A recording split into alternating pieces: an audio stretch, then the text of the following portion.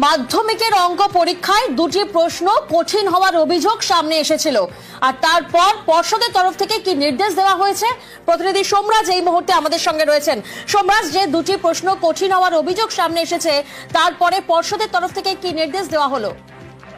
দেখো, মধ্যশিক্ষা পর্ষদের তরফ থেকে বিবৃতি জারি করা হয়েছে, যেখানে বলা হয়েছে যে দুটি প্রশ্ন কঠিন হওয়ার অভিযোগ উঠেছিল, সেই দুটি প্রশ্ন ছাত্রছাত্রীরা যদি উত্তর লেখে এবং উত্তর লেখার পদ্ধতি যদি সঠিক হয়, তাহলে ছাত্রছাত্রীদের পক্ষেই নম্বর দেওয়া হবে।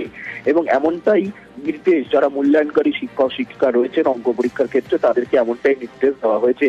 মাধ্যমিকের অঙ্ক পরীক্ষার প্রশ্নপত্র নিয়ে আজ একটি রিভিউ বৈঠকে বসে মধ্যশিক্ষা পর্ষদ, যেখানে অঙ্ক পরীক্ষার প্রশ্নপত্র নিয়ে যে বিশেষজ্ঞ কমিটি তারা বৈঠক করেন, সেই বিশেষজ্ঞ কমিটির মতামতের উপর নির্ভর করেই মূলত কলকাতার প্রশ্নপত্র সেট যদি দেখা যায়, তাহলে দেখা যাবে কলকাতার প্রশ্নপত্র সেটে 3-1 নম্বর দাগের প্রশ্নপত্র এবং 15-2 নম্বর দাগের প্রশ্নপত্র, এই দুটি প্রশ্ন নিয়ে মূলত অভিযোগ যে এই দুটি প্রশ্ন কঠিন হয়েছে। যদিও মধ্যশিক্ষা পর্ষদ এটাও দাবি করেছে যে এই দুটি প্রশ্ন সিলেবাসের বাইরে আসেনি, বরঞ্চ সিলেবাসের মধ্যেই ছিল।